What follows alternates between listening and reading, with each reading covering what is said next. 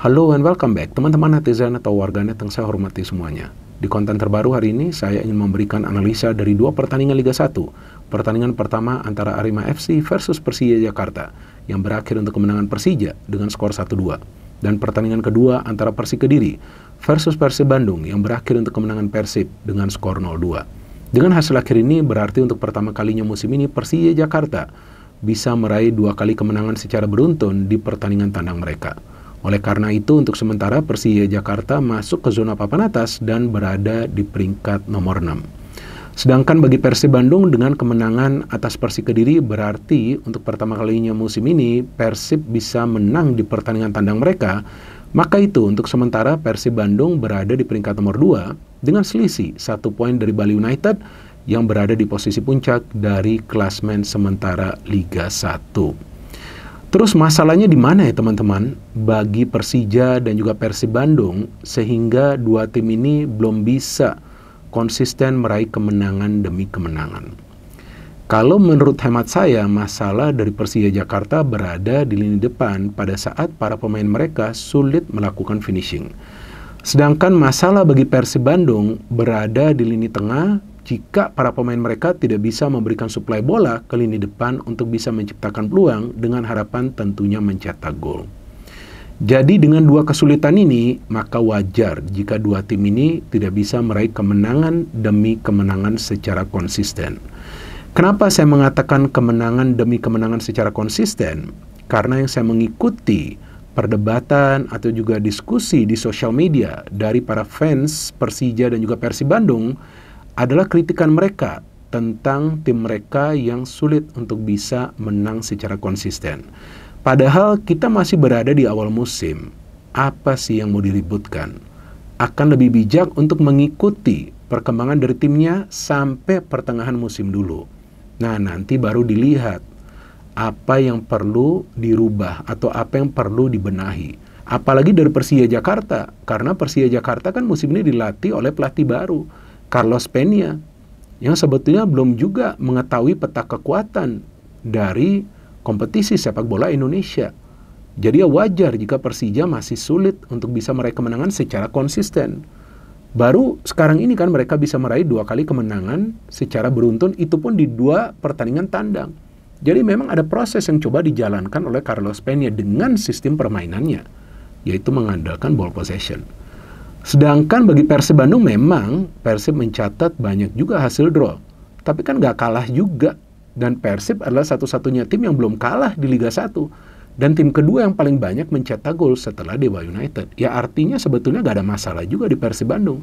Jika memang form dari Persib di kompetisi antar klub Asia itu tidak sesuai ekspektasi, ya itu saya pikir wajar juga karena jadwalnya ketat dan memang ada rotasi yang dilakukan oleh Boyan Hodak. Tapi sementara ini sih kalau menurut saya fine-fine saja Persib Bandung. Jadi saya harap juga para fans dari Persija dan juga Persib Bandung bisa bijak untuk melihat perkembangan dari timnya.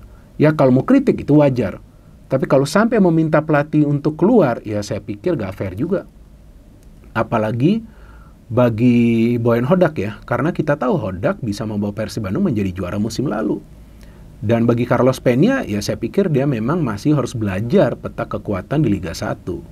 Dan bagus juga ya keputusan dari manajemen untuk menunggu sampai putaran pertama berakhir. Ya memang harus seperti itu, baru kemudian mengevaluasi kinerja dari Carlos Peña. Tapi untuk saat ini, kalau pelatih diganggu, terus kemudian dipecat, ya nanti gimana mau menjalankan proses? Karena kan pelatih baru di Persija. Dan bagi Persib Bandung memang mereka kehilangan David da Silva, sehingga ya tidak selalu mencetak gol di setiap pertandingan, tapi kan ya kita lihat mereka masih bisa mencetak gol dari pemain-pemain lain. David da Silva memang masih dalam tahap recovery, tapi tanpa David pun Persib masih bisa meraih kemenangan kok di Liga 1 karena di pertandingan semalam ya David masuk sebagai pemain pengganti dan nggak mencetak gol walaupun pergerakannya juga cukup berbahaya. Nah artinya dalam hal ini kita sebagai penonton juga harus bisa melihat perubahan-perubahan yang terjadi dan dinamika persaingan di Liga 1. Karena sekarang kita lihat seperti Bali United kan tiba-tiba bisa berada di peringkat nomor 1. PSM Makassar juga masih berpeluang. Persebaya sekarang kita lihat up and down, tapi mereka memang masih berada di zona papan atas. Jadi musim ini lebih ketat Liga 1 kalau menurut saya sih. Anyway, pertandingan pertama yang ingin saya bahas adalah antara Arema FC versus Persija Jakarta. Ini adalah pertandingan yang sulit bagi Persija, teman-teman, karena mereka tidak bisa menurunkan striker andalan mereka, Gustavo. Sudah sulit mencetak gol, dan Gustavo tidak bisa bermain. Nah, disinilah tentu peran dari Simic diperlukan. Dan memang Simic tidak selalu mendapatkan bola-bola yang dia inginkan. Banyak sekali bola diberikan cukup jauh bagi Simic, tak bisa lah dia kejar bola. Arema FC permainannya pragmatis tapi cukup bahaya juga dengan William dan juga Dalberto. Wah, Dalberto itu gila ya, lari kemana-mana. Tapi saya melihat pertahanan dari Persija solid juga ya. Dan Andri Tani ya bisa menggeser Carlos Eduardo ya. Itu cukup baik juga loh. Artinya ya ada persaingan yang berhasil dimenangkan Andri Tani. Walaupun dia melakukan kesalahan di match ini, tapi ada juga saves yang dia lakukan untuk menggagalkan Arema FC mencetak gol. Bahkan dia bisa menutup ruang dengan baik yang menyulitkan para pemain Arema FC untuk melakukan finishing. Dari jalannya pertandingan, Persija bermain lepas. Seperti biasa, ball possession, bersabar untuk maju, untuk membangun serangan. Dan memang Persija tidak banyak menciptakan peluang, tapi yang penting kan efektivitas. Seharusnya Arema tuh sudah bisa mencetak gol lebih dulu pada saat Dedik sudah berhadapan. Sayang, dia gak bisa mengarahkan bola ke Andri Tani. Dalberto hampir mencetak gol, Andri Tani save-nya luar biasa. Tapi Persija tetap dengan sistem permainan mereka. Pokoknya nggak mau berubah, ya passing, movement, perlahan-lahan maju ke depan, ball possession, dapat peluang, coba mereka finishing. Dan saya pikir Simic beruntung juga karena ada kesalahan dari Syaiful Anwar, back dari Arema FC. Tapi selain juga dia beruntung, nah dia bisa memanfaatkan keberuntungan tersebut. Artinya pada saat dia mendapatkan bola liar, dia melakukan finishing. Itu yang penting. Jangan sampai sudah mendapatkan bola liar, bola rebound, gagal finishing ya, sama juga bohong. Nah, sudah 0-1 ya, tentulah Arema FC keluar menyerang. Dan ternyata Dalberto bisa mencetak gol menyamakan kedudukan, kesalahan dari Andri Tani. Tapi saya melihat fighting spirit dari para pemain Persija bagus sekali. Saya melihat luar biasa. Mereka fight terus, mereka coba untuk terus meraih keunggulan lagi. Maka itu para center back mereka juga ikut maju dalam membantu serangan. Gol kedua dari Persija itu melibatkan 3 center back. Rizky Ridho, Ferrari, kemudian Hanif bisa melakukan finishing. Nah, ini kan adalah gol kedua dari Hanif ya. Artinya pemain ini juga pada saat diperlukan bisa maju ke depan. Untuk apa? Untuk membantu serangan agar bisa mencetak gol. Kalau enggak ya sulit bagi Persija untuk bisa meraih kemenangan. Sebelumnya lawan PSIS Semarang aja, pada saat PSIS bermain dengan 10 pemain, Persija sulit banget menambah gol kan. Sampai mereka harus menunggu gol dari Raihan Hanan. Raihan juga bagus di match ini, dapat 1 peluang dia untuk mencetak gol. Artinya efektivitas di lini depan dari Persija ini sangat dibutuhkan karena sebetulnya defense sudah solid. Lini tengah dengan adanya Bueno ini pemain yang penting loh, Ramon Bueno loh. Dan sejak Bueno gabung ke Persija dan dia menjadi starter, ya sejauh ini ya atau sementara ini Persija belum kalah dan dia memang adalah figur yang sentral di lini tengah dari Persija. Jadi saya melihat kunci dari Persija untuk meraih kemenangan adalah cara para pemain mereka bersabar dalam membangun serangan, dan cara mereka memanfaatkan peluang. Bahkan Witan tuh seharusnya mencetak gol jika tidak dihalau oleh Pablo Silva, kalau nggak salah itu namanya, pemain Arema FC. So, this is a good win for Persija, tinggal ditunggu nih. Kalau pertandingan ketiga mereka menang lawan Madura United, maka akan terbuka peluang bagi Persija untuk meramaikan persaingan menjadi juara dari Liga 1 musim ini. Walaupun masih di awal musim, tapi mereka butuhlah untuk berada di zona papan atas. Dan sekarang saya ingin membahas pertandingan kedua antara Persik versus Persib, yang sebetulnya ada pertandingan yang berat loh bagi Persib ya. Ini hampir sama namanya ya, Persik dan juga Persib. Jadi ini tidak mudah bagi Persib Bandung, apalagi David belum bisa bermain dari awal. Tapi saya melihat bahwa lini pertahanan dari Persib ini, wah gak ada obatnya. Nih Kuipers dan Franka kuat banget. Padahal Persik Kediri itu mengancam terus loh. Tapi saking kuatnya ini 2 back, Persik Kediri itu tidak bisa menciptakan peluang yang on target. Di babak pertama itu gak ada peluang on target dari Persik Kediri.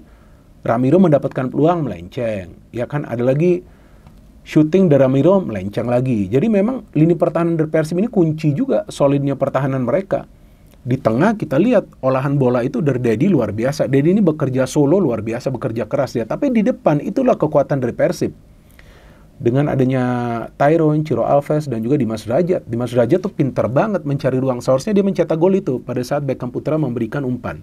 Sayang dia tidak bisa melakukan koneksi. Kemudian dia memberikan umpan terobosan kepada Ciro. Ciro pun miss.